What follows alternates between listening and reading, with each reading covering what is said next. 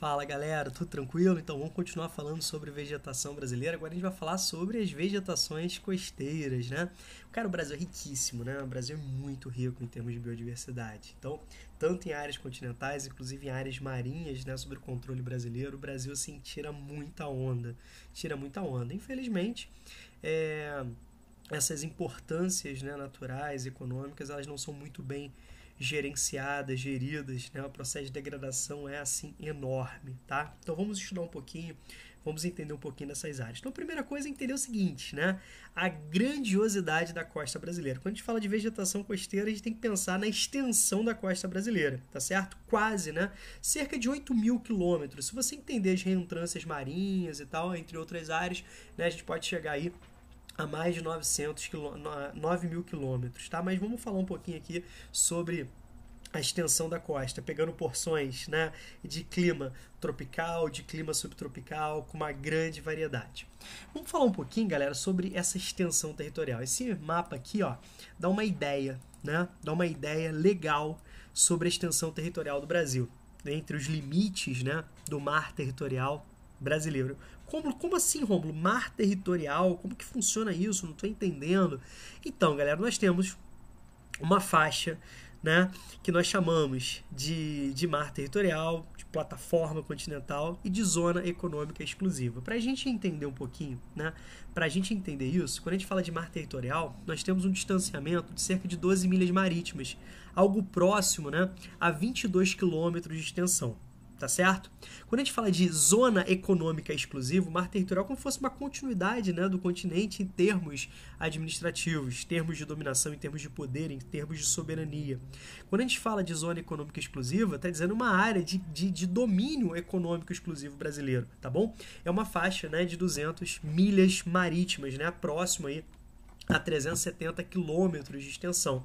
E também nós temos a parte de plataforma continental, que é a transição do assoalho continental para, né, o assoalho da área continental para o assoalho marítimo, tá bom? Da crosta continental para a crosta oceânica, certo? Vocês estão vendo aí que essa transição aí mais abrupta, né, é chamada de talude, tá bom? Certo? Mas voltando para cá. Então a gente pode... E o Brasil briga, tá? E o Brasil briga junto à ONU para que se estenda, né, esses limites, ampliando esses limites. Então, assim, a zona econômica brasileira, ela é gigante, a zona econômica exclusiva, né? Ali onde o Brasil pratica a exploração mineral, como, por exemplo, de petróleo, como de gás, as atividades relacionadas à indústria pesqueira, né? Nós temos uma riqueza da biodiversidade marinha assim, muito forte. Fora isso, as áreas portuárias, a importância, né, do transporte marinho, né? Transporte marítimo, isso aqui é fantástico, é sensacional esse entendimento, tá bom? Pegando aqui, ó, só pra gente ter uma noção, vamos pegar aqui o site, né, o site da Marinha, e é onde nós temos o conceito, né, o conceito de Amazônia Azul, tá? Então aqui nós estamos no site da Marinha do Brasil, tá vendo? Certo? Beleza? E Amazônia Azul. De fato, né? É como os militares chamam essa grandiosidade que está sob o controle, né, administrativo do Brasil, sobre a possibilidade de exploração econômica exclusiva do Brasil, é a Amazônia Azul. Primeiro, é uma área próxima à extensão, né, da Amazônia. Então a gente pode perceber que é praticamente a metade da área continental brasileira.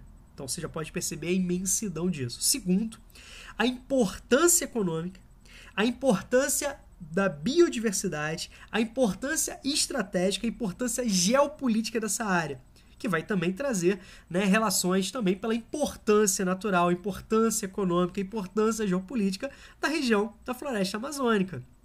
Tá certo? Então nós temos aí o nome de Amazônia Azul, né? Certo? Pegando aqui, né, as informações do site da Marinha, nós temos aqui, ó, o Brasil possui o direito de explorar, olha só que bacana, uma extensa área oceânica, direito internacional, que eu falei para vocês que o Brasil tenta ampliar esse direito, né?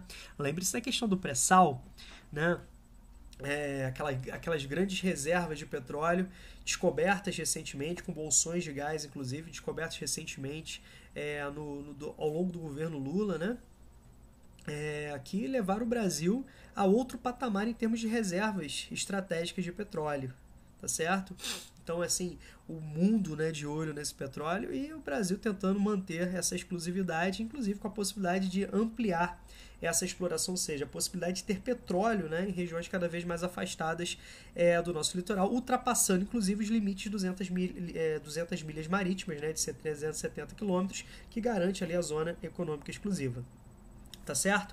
Então, olha só, no mar estão as reservas de pré-sal, que retiramos 95% do nosso petróleo, 80% do nosso gás natural, 45% do nosso pescado produzido no país, certo? Rotas marítimas, escoamento, né, de 95% do comércio exterior brasileiro. Nós temos inclusive a possibilidade de praticar o transporte de cabotagem, que é esse transporte marítimo utilizando a costa.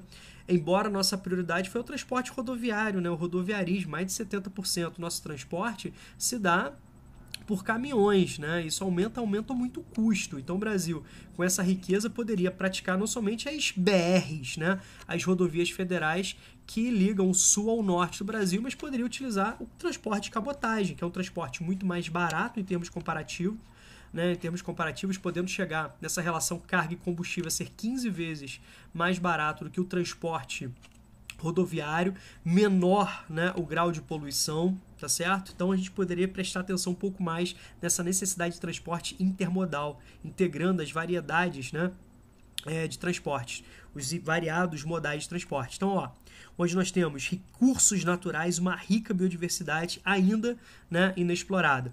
Então aqui está mostrando, né, no site da Marinha, que é uma nomenclatura que vem justamente do serviço, né, do Serviço Militar do Brasil, esse nome é Amazônia Azul, mostrando esse importante patrimônio, né, trazidos pelas águas administradas pelo território brasileiro. Tranquilo? Então, já fica aí uma importante contribuição, importante dica, importante análise. Mas voltando para cá, o que é importante perceber, né? Importante perceber, além desse potencial econômico, desse potencial de biodiversidade, que essas áreas apresentam grandes, né, essas grandes biodiversidades, mas também apresentam grandes, né, degradações históricas, que remontam inclusive ao período colonial.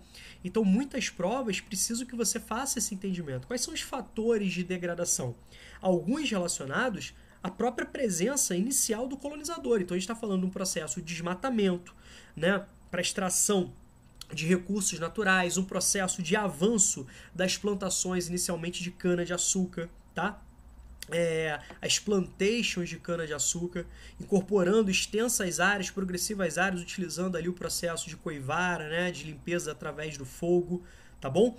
Então, as monoculturas, elas não vão ficar restritas à cana-de-açúcar, que já começa ali a ser explorada no século XVI. Nós temos outros produtos também praticados nessas áreas. Depois nós temos, né, todo o processo de ocupação de através de outras monoculturas, como, por exemplo, o café a partir do século XIX, incorporando gritantes áreas, né, pegando ali porções do sudeste brasileiro. Tudo bem? Então nós temos esse processo. Esse dinamismo comercial na costa também favorece a ocupação populacional, o desenvolvimento de atividades econômicas, que vai gerar um processo de degradação dessas áreas portuárias. Tá certo? Então a gente precisa entender isso. A partir dos anos 30, né, o que nós temos? O desenvolvimento da indústria nos anos 30 do século XX, um advento urbano-industrial, uma grande concentração de pessoas, uma grande atração de fluxos migratórios, né, para essas cidades, sobretudo no eixo Rio-São Paulo. Então você tem muita produção de lixo, muita produção de esgoto industrial, esgoto doméstico, que são jogados nos nossos rios, né? Os nossos rios são principalmente de drenagem exorreica, ou seja, eles desaguam em territórios externos ao continente. Então a gente está falando aí do Oceano Atlântico, tá? Desvios de rios. Então nós temos um processo de degradação muito forte aí, tá bom? A gente pode, inclusive, né, afirmar que a grande presença de população ao longo da história não se deve apenas sobre as atividades econômicas que se desenvolveram ao longo da costa em regiões próximas à costa ou que utilizavam a costa como fator de escoamento, né, de exportação, mas também as belezas naturais. Então a gente pode perceber que é uma área de grande especulação. Olha, por exemplo, a valorização imobiliária das áreas litorâneas, nas regiões de praia, naquelas faixas, né, de areia, inclusive um processo de obtenção desigual, né, um processo de obtenção irregular. Então a gente pode perceber que algumas áreas de preservação são ocupadas. Aí você está pensando, Rômulo, poxa, mas ocupadas pela população pobre? Não. Principalmente população rica, com aval da justiça. Cada vez mais nós temos denúncias, né, de pessoas muito ricas aí, tipo, comprando ilhas, comprando faixas, né, nesse litoral, certo? E isso aí, pela legislação brasileira, ainda não é possível, mas, né, a gente pode perceber esse desequilíbrio aí apresentado, tá bom? Tão nocivo aí para os recursos da natureza. Tudo tranquilo? Então daqui a pouco a gente continua falando um pouquinho sobre vegetações litorâneas, a gente vai falar sobre mangues, né, e restingas, tá bom? Aqui, beijão, até daqui a pouco.